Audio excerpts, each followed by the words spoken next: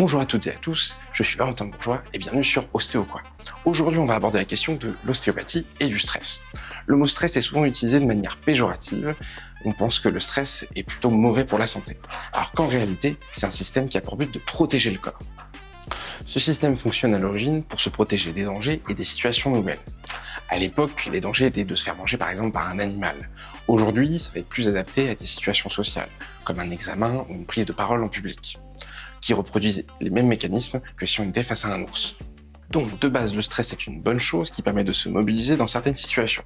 Cependant, s'il devient chronique, il peut affecter le corps qui va être en état d'alerte constante. Cela va affecter le corps et l'affaiblir, et va également affaiblir le système immunitaire. Pour résumer, on peut diviser le système du stress en deux branches, l'orthosympathique et le parasympathique.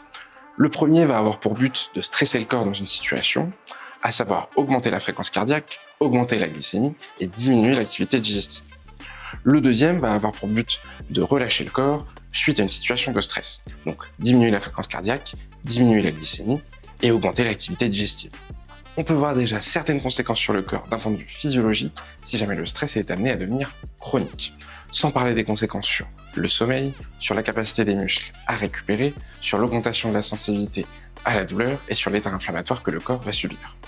Alors, en ostéopathie, on ne va bien évidemment pas avoir d'impact sur les causes du stress dans votre corps, à moins que ce soit lié à des douleurs mécaniques.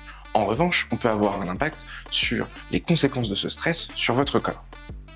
On va pouvoir travailler certaines zones, comme le crâne, les cervicales ou encore le sacrum, pour pouvoir rééquilibrer le système ortho et para, afin de pouvoir faire en sorte que votre corps ne subisse plus les effets du stress chronique.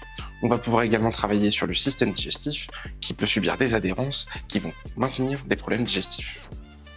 Le système respiratoire va également être intéressant à travailler, notamment le diaphragme et certains muscles qui sont là pour aider ce dernier.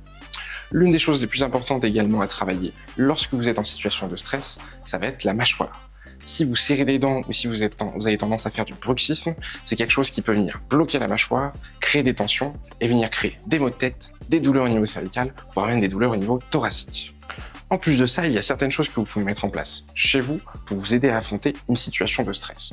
Notamment des exercices de respiration afin de vous aider à diminuer la fréquence cardiaque, notamment de la cohérence cardiaque. Vous pouvez également mettre en place des activités pour vous permettre de réduire et d'évacuer le stress. Pas forcément des activités physiques. Vous pouvez faire des Lego, de la couture, du bricolage, du dessin. Tant que c'est une activité qui vous permet de vous sentir bien, faites-le. Vous pouvez également consulter des professionnels de santé pour vous aider à traverser des situations de stress chronique, comme un psychologue ou un psychothérapeute, et surtout, travailler sur votre hygiène de vie. Il est essentiel de pouvoir avoir une bonne hygiène de vie pour éviter le stress, que ce soit l'alimentation, le sommeil ou l'activité sportive. Donc, l'ostéopathie est un très bon allié pour lutter contre les périodes difficiles. Cependant, il faut bien penser à prendre soin de soi pour pouvoir lutter contre le stress chronique. Merci d'avoir regardé la vidéo. J'espère qu'elle vous a plu. Si vous avez des questions, n'hésitez pas à les poster en commentaire. J'y répondrai au maximum. Très bonne journée à vous et à la prochaine.